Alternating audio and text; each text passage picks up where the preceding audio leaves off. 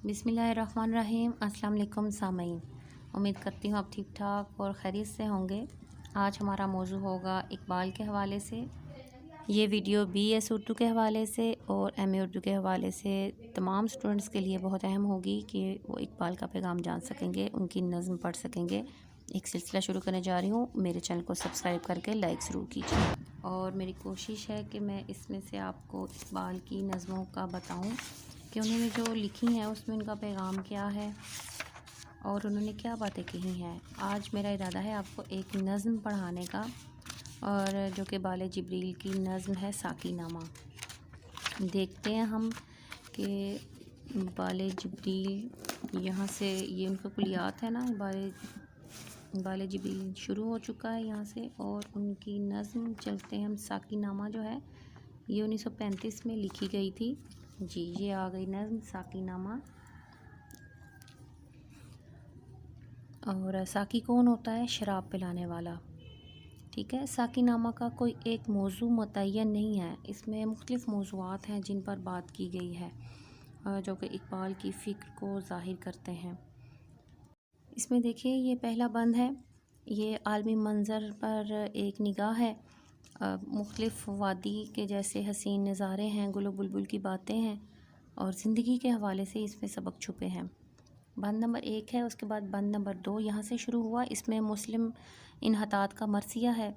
इन्हतात कहते हैं ज़वाल को, यानी कि मुसलमानों का ज़वाल है, उसके बारे में बात कर रहे हैं। और फिर ये तीसरा बंद है। तीसरे बंद में क्या है जी? अहयाए मिल्लत और उनका वलवला और उनका अज़्म एक नज़र आता है कि मुसलमान उम्मत जो है वो दोबारा तरक्की पर कैसे आए। बंद नंबर 4 और 5, इनमें यही बात है, ज़िंदगी, उसकी कशमकश, इनकलाब कैसे आ सकता है और इस कायनात की हकीकत क्या है। इसके बाद छठा बंद जो है वो खुदी के हवाले से है। अल्लामा इकबाल का मशहूर फ़लसफ़ा खुदी। सातवां बंद ये भी खुदी के हवाले से है, और इसमें भी खुदी की परवरिश की तलकीन की गई है, ज़्यादा से ज़्यादा इस पर अमल करें। ये 7 बंद हैं जी इस नज़्म के। और मैं आपको बताती जाऊँ, ये सब अशार जो है ना, 1 2 3 4 इस तरह, ये जो एक शेर है ये हैं जी इनके 99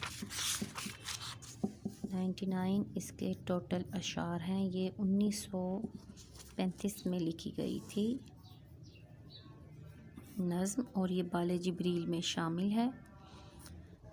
ये इकबाल ने ही नहीं, इससे पहले भी साकी नामे की एक रवायत है जो चलती आ रही है उर्दू शायरी में। और इसमें शायर क्या कहते हैं कि वक्तन फ़वक्तन अपने साकी को मुखातिब करते हैं और उससे शराब का जाम तलब करते हैं। पहले बंद में अगरचे आपको ये नज़र आएंगे कि बहारिया मंजर है, लेकिन दरअसल इकबाल ने इन्हीं बहारिया मनाजिर से ही असल मौजू की तरफ सफ़र किया है। गोया ख़ारजी माहौल से दाखिली कैफियत और फ़िक्र व तख़य्युल की तरफ वो लेकर चले हैं, और फिर साकी से जाम में तलब करने के बाद वो ऐसे ऐसे हक़ाइक़ मंजर आम पर लेकर आते हैं जो उस वक्त उन लोगों से छुपे हुए थे जो वो नहीं समझते थे। पहला बंद बहरहाल सारा जो है वो तमहीदी है। इसमें मैं आपको बताती हूँ। हुआ खैमाजन कारवाने बहार, इरम बन गया दामने कोहसार। बहुत ज़्यादा तवील मैं लेकर नहीं चलूँ ताकि आपका वही कीमती वक्त ना ज़ाया हो और आप जल्दी से जल्दी समझ सकें कि इस नज़्म में दरअसल कहा क्या गया है। खैमाजन होना, हैमा लगा कर रहना। कारवाने बहार का मतलब होता है बहार का काफ़िला। इरम कहते हैं बहिश्त को, और दामने कोहसार पहाड़ की वादी। तो बहार के काफ़िले ने पहाड़ के दामन में अपने खैमे लगा लिए हैं, और ये वादी जन्नत की वादी बन गई है। गुलो नरगिस ओ सोसनो नस्तरन, शहीद अज़ल लालाए खोने ने कफन। गुलाब और नरगिस के फूल, सोसन और चमेली के फूल खिले हुए हैं। जो अज़ली शहीद हैं उन्होंने खूनी रंग का कफन पहन रखा है। या गुलो नरगिस भी एक फूलों के नाम है। सोसन नीले रंग का फूल होता है, और नस्तरन जो है वो चमेली का फूल होता है, सफ़ेद रंग का। शहीद अज़ल का मतलब है पहले दिन से ही जो शहीद हो। लाला खूनी ने कफन का मतलब है कि सुर्ख रंग का कफन पहने हुए, खून के रंग का, यानी कि सुर्ख रंग का फूल मुराद है यहाँ। तीसरा शेर है, जहाँ छुप गया पर्दा रंग में, जहाँ से मुराद है दुनिया, दुनिया पे रंग छा गए हैं। लहू की है गर्दिश रगे संग में, रगे संग पत्थर के नस नस में खून दौड़ने लगा है। चौथा शेर, फ़िज़ा नीली नीली हवा में सुरूर, ठहरते नहीं आशियाँ में तुयूर। نیلی نیلی فضا ہے اور ہوا مست کر دینے والی ہے، اس لیے پرندے اپنے گھونسلوں میں ٹھہرتے ہی نہیں ہیں اور اس مست کر دینے والی ہوا میں اڑتے پھرتے ہیں۔ وہ جوئے کوہستاں اچکتی ہوئی، اٹکتی لچکتی سرکتی ہوئی۔ جو کہتے ہیں ندی کو، جوئے کوہستاں پہاڑی ندی۔ اچکنا کودنا مطلب ہے اس کا، اٹکتی ہے رکتی ہے، لچکتی ہے یعنی کہ ناز نخرے سے چلتی ہے، اور سرکنے کا مطلب ہے آہستہ آہستہ چلنا۔ پہاڑی ندیاں اچھلتی کودتی ہوئی، بل کھاتی ہوئی، سرکتی ہوئی مستی میں بہے چلے جا رہی ہیں۔ اچھلتی پھسلتی سنبھلتی ہوئی، بڑے پیچ کھا کر نکلتی ہوئی۔ پیچ کھانا سے کیا مراد ہے کہ بل کھانا، سنبھلتے ہوئے سنبھالتے ہوئے اپنے آپ کو سنبھالتے ہوئے ڈھلوانوں سے تیزی سے چلتی جاتی ہے یہ ندی۔ رکے جب تو سل چیر دیتی ہے یہ، پہاڑوں کے دل چیر دیتی ہے یہ۔ سل چیر دینا کا مطلب ہے پتھر کی سل بھی کاٹ دینا۔ جب ندی ذرا رک جاتی ہے تو بہاؤ کے زور اور شور سے پتھروں کو ٹکرا کر ٹکڑے ٹکڑے کر دیتی ہے، یہ پہاڑ کا سینہ بھی چیر کر رکھ دیتی ہے۔ اگلا شعر ہے، ذرا دیکھ اے ساقیِ لالا فام، سناتی ہے یہ زندگی کا پیام۔ ساقی لالا فام سے مراد ہے کہ سرخ لباس پہنا ہوا حسین خوبصورت ساقی۔ پیام کا مطلب پیغام۔ اے پھولوں کے جسم والے ساقی، ذرا اس ندی کو گہری نظر سے دیکھ، یہ زندگی اور بیداری کا پیغام پہنچانے کی ذمہ داری پوری کر رہی ہے۔ اقبال مسلمانوں کو یہ بتانا چاہ رہے ہیں کہ زندگی ایسے ہی ہے جیسے کہ ایک ندی ہے، لٹکتی اٹکتی لچکتی سرکتی ہوئی، کبھی اوپر کبھی نیچے پیچ کھاتی ہوئی، تو مشکل بھی ہے اور رواں بھی ہے۔ پلا دے مجھے وہ میں پردہ سوز، کہ آتی نہیں فصل گل روز روز۔ میں پردہ سوز کیا ہوتا ہے؟ پردے کو ہٹا دینے والی شراب۔ اور اقبال کہہ رہے ہیں کہ اے ساقی مجھے ایسی شراب پلا دے جو تیرے اور میرے درمیان پردے حائل جو ہیں وہ ختم کر دے، کیونکہ پتہ نہیں پھر جانے کب یہ بہار آئے، بہار کبھی کبھی آتی ہے۔ وہ میں جس سے روشن ضمیر حیات، وہ میں جس سے ہے مستی کائنات۔ میں شراب کو کہا جاتا ہے یہاں پہ، اور اس کا مطلب ہے کہ اے ساقی مجھے وہ شراب پلا جس سے زندگی کی حقیقت اور کائنات کا سرور حاصل ہو۔ سوز و ساز ازل سے مراد جوش و جذبہ بھی۔ وہ میں جس میں ہے سوز و ساز ازل، وہ میں جس سے کھلتا ہے راز ازل۔ راز ازل سے مراد اللہ تعالیٰ ہے۔ ان دونوں اشعار میں یہی بات ہے کہ اے ساقی ہمیں ایسی شراب عنایت کر جس سے زندگی کا ضمیر جگمگا اٹھے، اور اس میں وہ کیف اور سرور ہو جو ساری دنیا کو مست کر دے، وہ شراب جو ازل کے سوز سے لبریز ہو، جو دنیا کے وجود میں آنے کا راز کھول کر رکھ دے۔ اٹھا ساقیہ پردہ اس راز سے، لڑا دے ممولے کو شہباز سے۔ اس بند کا آخری شعر ہے کہ اے ساقی اپنے عشق کی شراب پلا اور مجھے اس کائنات کے راز سے آگاہ کر دے، اور ممولے جیسے کمزور پرندے کو وہ ہمت عطا کر کے وہ شہباز سے جا لڑے۔ ممولہ ایک نہایت کمزور سا پرندہ ہے، اور شہباز اقبال کا شاہین ہے جو کہ نہایت طاقتور پرندہ ہے، یعنی کہ ہم کمزوروں کو قوت اور طاقت عطا فرما۔ بند نمبر 2 دیکھتے ہیں، زمانے کے انداز بدلے گئے، نیا راگ ہے ساز بدلے گئے۔ انداز کا مطلب ہے طور طریقے، راگ گانا ہوتا ہے، ساز موسیقی کے آلات کو کہا جاتا ہے۔ اب زمانے کے وہ انداز نہیں رہے، نیا زمانہ ہے، اس کے طور طریقے بھی نئے ہیں، پرانے ساز باقی نہیں رہے۔ ہوا اس طرح فاش راز فرنگ، کہ حیرت میں ہے شیشہ باز فرنگ۔ فرنگ انگریزوں کو کہا گیا ہے، راز فاش ہونا انگریزوں کا راز کھلنا۔ حیرت کا مطلب حیرانی ہوتا ہے، شیشہ باز کہتے ہیں شوبدہ باز، یعنی کہ نئے نئے چالے چلنے والے کو۔ یورپ میں موجود انگریز اور جو یہاں برصغیر پر قبضہ کیے بیٹھے ہیں، ان کے بھید کھل گئے ہیں، فاش ہو چکے ہیں۔ وہ خود ہی اپنی عیاری اور مکاری کے ظاہر ہونے پر دنگ بھی رہ گیا ہے انگریز، کیونکہ وہ سمجھے بیٹھے تھے کہ اس کی مکاری کا پردہ کبھی چاک نہیں ہونے والا۔ پرانی سیاست گری خوار ہے، زمیں میر و سلطان سے بیزار ہے۔ خوار کا مطلب بھی ذلیل ہونا، میر و سلطان کا مطلب ہے حکمران، بیزار کا مطلب ہے اکتائی ہوئی۔ اس شعر میں شاعر کہتے ہیں کہ سیاست کے پرانے ہتھ کنڈے اب رہ گئے ہیں، بیکار ہو چکے ہیں، ذلیل ہو چکے ہیں، اور یہ جو سارا جہاں ہے وہ ملوکیت کو نفرت اور بیزاری سے دیکھ رہا ہے، وہ یہ چیزیں پسند نہیں کر رہے جو انگریز دوسروں کو اپنا غلام بنا کر رہے ہیں۔ گیا دور سرمایہ داری گیا، تماشا دکھا کر مداری گیا۔ سرمایہ داری دور کیا ہوتا ہے؟ امیروں کا زمانہ گیا ہے اب۔ مداری تماشا دکھانے والا شعبدے باز کو کہا جاتا ہے۔ سرمایہ داری کا دور اب ختم ہو گیا ہے، اور یہ دور مداری کا تماشا تھا، اور تماشا دکھا کر مداری چلا گیا ہے۔ گراں خواب چینی سنبھلنے لگے۔ چینی عوام جو گراں خواب تھے یعنی کہ گہری نیند میں سوئے تھے، غفلت میں ڈوبے ہوئے تھے، وہ اب سنبھلنے لگے ہیں۔ ہمالیہ کے چشمے ابلنے لگے۔ چشمہ کو ہمالیہ دنیا کا سب سے اونچا پہاڑ ہے، اور چشمے ابلنے سے مراد ہے کہ قوموں کا بیدار ہونا، یعنی پہلے جو لوگ غفلت اور پستی کا شکار تھے وہ غلامی سے خود کو آزاد کرانے کی جدوجہد میں لگ گئے ہیں، اور ہمالیہ کے پہاڑ کے چشمے بھی جوش میں آ کر ابلنے لگے ہیں، یعنی ہندوستان بھی آزادی کی نعمت پانے کی کوشش میں لگ گیا ہے۔ دل طور سینا و فاراں و دونیم، تجلی کا پھر منتظر ہے کلیم۔ یہاں جی طور سینا سے مراد وہ پہاڑ جہاں حضرت موسیٰ علیہ السلام کو اللہ تعالیٰ کی تجلی دکھائی دی تھی، اور فاراں کیا ہوتا ہے؟ مکے کی ایک پہاڑی کا نام ہے۔ دونیم ہونا، دو ٹکڑے ہونا، اور تجلی کا مطلب ہے جلوہ، منتظر کا مطلب ہے خواہش ہونا، انتظار میں ہونا۔ کلیم کا مطلب بات کرنے والا، کلیم اللہ حضرت موسیٰ علیہ السلام کا لقب ہے۔ تو یہاں پہ اقبال کہہ رہے ہیں کہ طور اور فاراں جیسے پہاڑوں کے دل بھی دولت ہو گئے ہیں، اور حضرت موسیٰ علیہ السلام جیسے دیداری الہی کے لیے بے چین و بے قرار ہیں، یہ مسلمان بھی ایسے ہی اب بے چین و بے قرار ہیں کہ کوئی اللہ تعالیٰ کی مدد، ان کا جلوہ بھی ہمارے ساتھ شامل ہو اور ہم اس دنیا کا نقشہ بدل دیں۔ مسلمان ہے توحید میں گرم جوش، مگر دل ابھی تک ہے زنار پوش۔ زنار کہتے ہیں وہم کرنے والے کو، اور دلوں میں ابھی تک وہم ہے۔ مسلمان کی توحید میں گرم جوشی ہے، یعنی کہ جذبہ ہے، یعنی ظاہری طور پر تو مسلمان توحید کا اقرار کرتا ہے، جو شکروش سے اس کی تائید بھی کرتا ہے، لیکن ان کے دل ابھی تک غیر مسلموں کی مادی سرگرمیوں کی وجہ سے پستی اور وہم کا شکار ہیں۔ تمدن، تصوف، شریعت، کلام، بتان عجم کے پجاری تمام۔ تہذیب و تمدن یہاں مراد ہے، اور رہن سہن، تصوف روحانیت کو کہتے ہیں، اور شریعت اسلامی اصول و قوانین کہلاتے ہیں۔ کلام کا مطلب باتیں، بتان عجم غیر اسلامی طور طریقے، اور پجاری کہتے ہیں پوجنے والے کو۔ یعنی کہ اقبال کہتے ہیں کہ مسلمانوں کی انہی سرگرمیوں کی وجہ سے ان کے باطن تک ابھی تک کوئی مثبت اثرات نہیں پہنچے۔ تہذیب و تمدن ہو، تصوف و شریعت ہو، یا علم کلام ہو، مسلمانوں کی ہر چیز جو ہے وہ عجم کے بتوں کی پجاری ہے، اور ان میں اسلام کے ذکر و فکر کے حوالے سے کوئی دوڑ دھوپ نہیں ہے۔ حقیقت خرافات میں کھو گئی، یہ امت روایات میں کھو گئی۔ خرافات کہتے ہیں بیہودہ بکواس فضول باتوں کو، روایت کی جمع روایات ہے، یعنی کہ کسی کی بات نقل کرنا۔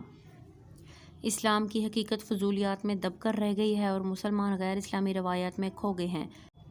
لبھاتا ہے دل کو کلام خطیب، مگر لذت شوق سے بے نصیب۔ لبھاتا ہے، اچھا لگتا ہے، کلام خطیب، خطبہ دینے والوں عالموں کی باتیں۔ بے نصیب کا مطلب ہے برے نصیب والا۔ لذت شوق کا مطلب ہے عشق کا جذبہ۔ مسلمانوں کے عالموں اور واعظوں کی جو تقریریں ہیں وہ دلوں کو تو لبھاتی ہیں، لیکن ان کے سینوں میں عشق حقیقی کی وہ لذت نہیں ہے۔ بیاں اس کا منطق سے سلجھا ہوا، لغت کے بکھیڑوں میں الجھا ہوا۔ لغت کے بکھیڑوں میں یعنی کہ لفظوں کے الجھاؤں میں، لفظوں میں کھو گیا ہوا ہے خطیب کا گفتگو، ان کا کلام۔ سلجھا ہوا یعنی کہ واضح، منطق کہتے ہیں فلسفیانہ باتوں کو۔ تو یہاں پہ جو ہے وہ علامہ اقبال کا مقصد کہنے کا یہی ہے کہ ادیبوں کی تقریروں میں منطق اور فلسفے موجود ہوتے تھے، ان کی باتیں سلجھی ہوئی معلوم ہوتی تھی، لیکن اب کیا ہے، بھاری بھرکم الفاظ ہیں، لفظوں کا ہیر پھیر ہے، اس کے علاوہ عملی طور پر کچھ دکھائی نہیں دیتا ہے۔ جو وہ باتیں کرتے ہیں ان سے ہٹ کے ان کے کردار اور عمل ہیں۔ وہ صوفی کہ تھا خدمت حق میں مرد، محبت میں یکتا، حمیت میں فرد۔ یکتا یعنی کہ بے مثال تھا، خدمت حق اللہ تعالیٰ کی عبادت میں مصروف رہتا تھا، حمیت کا مطلب ہوتا ہے غیرت یا شرم، فرد جو ہے وہ بے مثال کے معنوں میں یہاں پہ استعمال ہوا ہے۔ اقبال کہتے ہیں کہ صوفیہ کسی زمانے میں حق و صداقت کے علم بردار ہوتے تھے، عشق حق میں یکتا تھے، اسلامی حمیت اور غیرت میں ان کا کوئی ثانی نہیں تھا۔ عجم کے خیالات میں کھو گیا، یہ سالک مقامات میں کھو گیا۔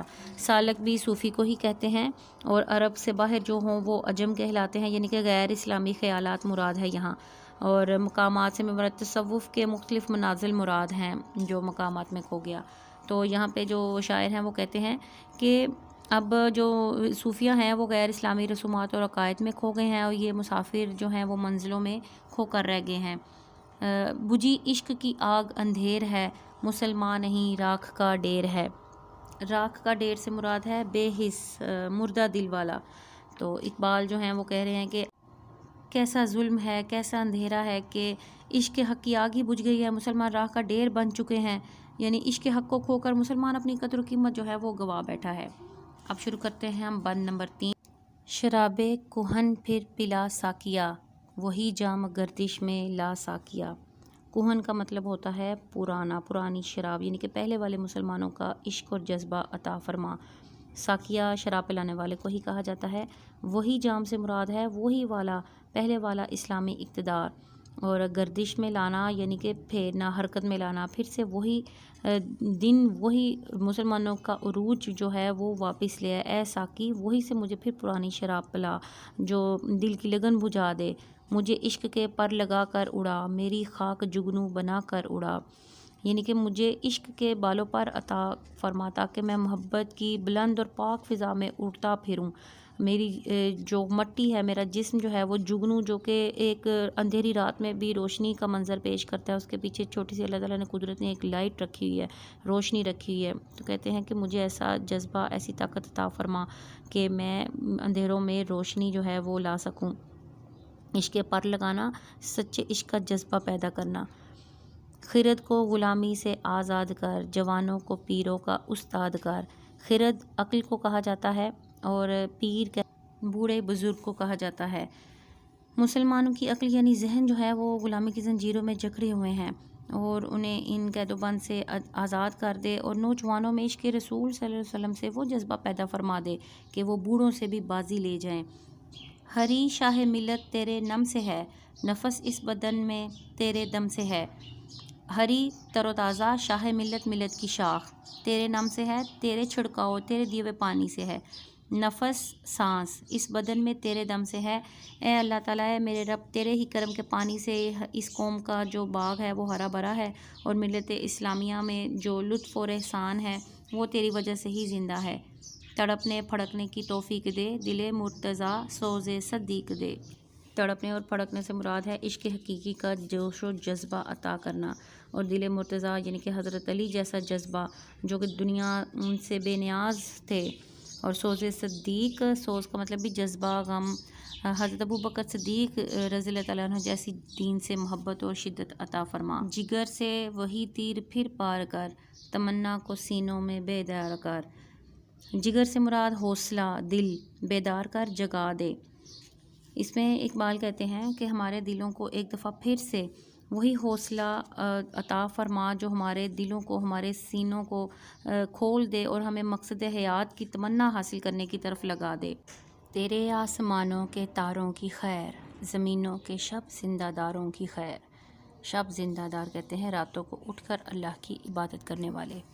اے اللہ، تیرے آسمانوں کے ستارے ہمیشہ چمکتے رہیں، اور دنیا میں جو راتوں کو اٹھ کر تیری عبادت میں مصروف رہتے ہیں، اللہ ان کی بھی خیر ہو۔ جوانوں کو سوز جگر بخش دے، میرا عشق میری نظر بخش دے۔ سوز جگر، جگر کی تپش، مراد ذوق اور ولولہ۔ اقبال کہہ رہے ہیں کہ مسلمان نوجوانوں کو عشق کی سچی تڑپ بخش دے، اور جس طرح میں تیرے حبیب محمد مصطفیٰ صلی اللہ علیہ وآلہ وسلم کے عشق میں تڑپ اور سوز سے لطف اندوز ہوتا ہوں، ان کو بھی یہ سعادت نصیب فرما۔ میری ناؤ گرداب سے پار کر، یہ ثابت ہے تو اس کو سیار کر۔ ناؤ کشتی کو کہتے ہیں، اور گرداب بھنور ہوتا ہے، پانی کا وہ چکر ہوتا ہے دریا میں یا سمندر میں جس میں کشتی پھنس جائے تو پھر اس کا نکلنا محال ہوتا ہے، ممکن نہیں رہتا۔ پار کر یعنی کہ نکال دے، ثابت ہے یعنی کہ ایک جگہ پہ رکی ہوئی ہے، سیار کرنا یعنی کہ چلا، ان کو حرکت میں لا۔ میری کشتی کو بھنور سے نکال دے اور کنارے لگا دے، یہ ایک ہی جگہ پر رکی ہوئی ہے، اے میرے رب اس میں حرکت پیدا فرما۔ بتا مجھ کو اسرار مرگ و حیات، کہ تیری نگاہوں میں ہے کائنات۔ اسرار کا مطلب راز، بھید، مرگ و حیات، زندگی اور موت کے فلسفے میرے سامنے کھول دے، ان رازوں سے آگاہی عطا فرما، کیونکہ تیری ذات و برتر ہی ہے جو کہ سارے کائنات کے حال اور خبر سے واقف ہے، جانتی ہے۔ بتا میرے دیدہ تر کی بے خوابیاں، میرے دل کی پوشیدہ بے تابیاں۔ دیدہ آنکھ کو کہتے ہیں، تر نمی ہوتا ہے، دیدہ تر بھیگی ہوئی آنکھ، بے خوابیاں مطلب جاگنا۔ تو پوشیدہ کا مطلب کیا ہوتا ہے کہ چھپی ہوئی، بے تابیاں کا مطلب بے چینیاں اور بے قراریاں۔ تو یہاں پہ شاعر کہتے ہیں کہ میری آنکھیں روتی رہتی ہیں اور میں رات رات پر جاگتا رہتا ہوں۔ میری اس بے چینی اور بے قراری کی کسی کو بھی خبر نہیں ہے۔ یہ بے چینی اور بے قراری کیا ہے؟ یہ مسلمانوں کا سوز اور تڑپ ہے ان کے دل میں کہ مسلمان غلام ہیں۔ میرے نالائے نیم شب کا نیاز، میری خلوت و انجمن کا گداز۔ نالائے نیم شب، آدھی رات کے وقت اللہ تعالیٰ کے حضور گڑ گڑانا اور فریاد کرنا۔ خلوت کہتے ہیں تنہائی کو، انجمن ہوتا ہے محفل، اور گداز کہتے ہیں سوز، تڑپ، تپش۔ اقبال کہتے ہیں کہ میں آدھی آدھی رات کو تیری بارگاہ میں فریاد کرتا ہوں، میں تنہا ہوں یا کسی محفل میں ہوں، میری تڑپ کسی بھی جگہ کم نہیں ہوتی، یعنی میں ہر جگہ ہر وقت بے تاب و بے چین رہتا ہوں۔ مسلمانوں کے حوالے سے ظاہر ان کے دل میں ایک سوز اور تڑپ جو ہے وہ جذبہ یہاں پہ نظر آتا ہے کہ وہ دل ہی دل میں کوٹتے تھے کہ مسلمان کیوں غلامی میں آج جکڑے ہوئے ہیں۔ اگلا شعر ہے: امنگیں میری، آرزوئیں میری، امیدیں میری، جستجوئیں میری، میری فطرت آئینۂ روزگار، غزالان افکار کا مرغزار۔ اب دو شعر میں نے جو ہیں وہ اکٹھے پڑھے ہیں، کیونکہ اوپر والا شعر امنگیں آرزوئیں مطلب ان کا یہی ہے، امید، تمنا، خواہشیں، جستجوئیں۔ تو اب دیکھیے اگلے شعر میں آئینہ روزگار کا مطلب ہے زمانے کے حالات کا پتہ دینے والی۔ میری فطرت، اقبال کہتے ہیں کہ کیسی ہے؟